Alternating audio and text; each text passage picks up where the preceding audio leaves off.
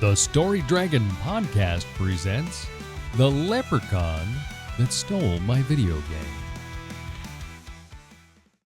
It was the start of spring break, and siblings Mia and Brian were excited to spend their days playing their favorite video games. But just as they were about to start, the screen went blank. "No, what happened?" Brian said, tapping furiously at the buttons. Mia checked her phone. "It's not just the game, my phone's dead too." The TV in the living room flickered, and their mom's laptop refused to turn on. Panic spread as they realized that none of their gadgets were working.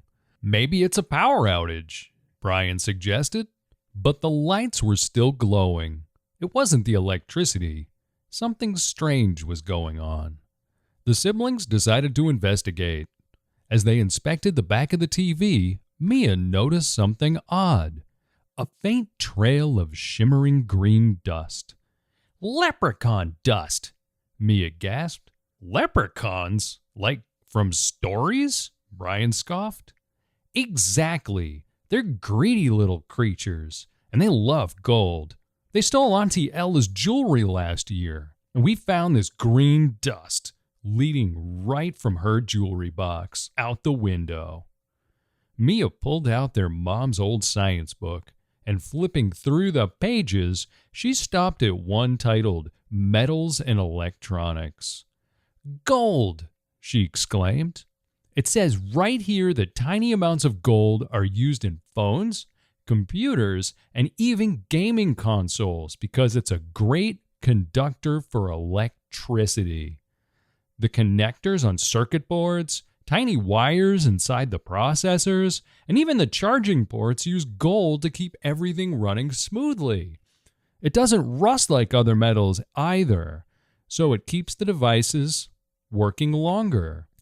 Plus, it says the gold's softness makes it easy to shape the delicate parts of the electronics. So you're saying that the leprechauns stole all the gold out of the video games and our other stuff?" Brian asked. "Exactly. That's why nothing's working." Determined to get their devices working again, Mia and Brian followed the trail of glittering dust out the door. It twisted through the yard and disappeared into the woods. As they ventured deeper, they heard tiny giggles and jingling bells from off in the distance. Suddenly, a small green figure in a tattered vest and pointy shoes sprang from behind a tree. It was a leprechaun. "Top of the morning to you," the leprechaun cackled. "Looking for your precious gold, are ye?" "Yes, you can't just steal it. We need that to run our electronics," Mia declared. "Oh, but I can. It's fair game for a leprechaun. Gold belongs in me pot, and that's all there is to it." He tapped his tiny foot, and a burst of green smoke filled the air. When it cleared, there were piles of little golden electronics, glimmering wires and circuits. We'll make a trade," Mia proposed, thinking quickly. "If we can beat you at your own game, then you give us back the gold." The leprechaun grinned mischievously. "A challenge, is it? Very well, but you have to catch me first." And with that, the leprechaun clapped and disappeared in a puff of green smoke. "Where did he go?" they exclaimed. Slowly, they made their way into the woods, and they heard laughter coming from all around them. They heard running footsteps in the leaves, but when they turned to look, there was no one there. The sounds seemed to be coming from everywhere at once, and then they changed. "Over here, lads and lasses!" They ran behind the tree where they had heard the voice, but once again, the leprechaun was nowhere to be found. "We'll never find him like this," Mia said. Just then, Brian spotted him and took off running. "Now I've got you," he said as he pounced into the bushes. Mia arrived just in time to see Brian struggling against the vine. He'd been tricked. The plants had been arranged to look like the leprechaun's hat. Just then, Mia had an idea. She could fool the leprechaun too. She had one more piece of gold to use, and she hung it out of her back pocket. As she helped Jack out of the vine, she waited for just the right moment.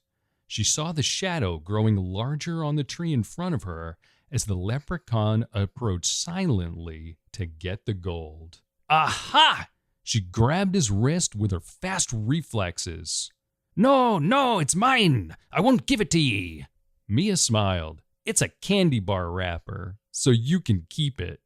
It's just colored like it's gold. The leprechaun's face fell, and then he smiled too.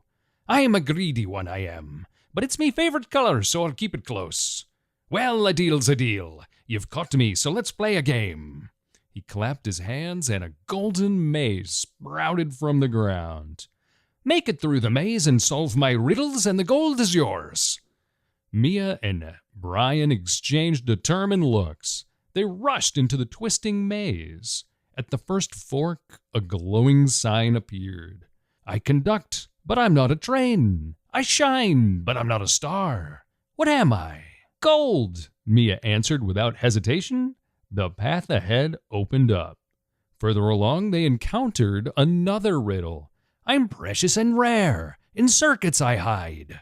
What element am I? Brian thought hard. Silver? No, wait, copper? It's gold again, Mia said, and the maze shifted once more. Finally, they reached the maze's end, where the leprechauns were waiting with the pots of gold. Well done, clever ones, the lead leprechaun conceded. A deal's a deal. With a snap of his fingers, the gold was whisked back to where it belonged. Phones blinked on, TVs buzzed, and Jack's gaming console lit up. Next time, maybe don't steal our tech gold, Mia said with a grin. The leprechauns laughed, disappearing into the woods with a swirl of green dust. We'll be back tomorrow, they said. Mia and Brian smacked their foreheads. Oh no, the leprechauns were going to come back. It sounded like this wasn't over after all. Ready to enjoy their now working devices, they went home and decided they were going to try and hide them a little bit better. This time, they couldn't wait to tell everyone the story of their great leprechaun adventure. But then again, who would ever believe it? And there you have it. That's one more episode of the Story Dragon podcast. Hopefully you all enjoyed it. And watch out for leprechauns. Goodbye, everyone.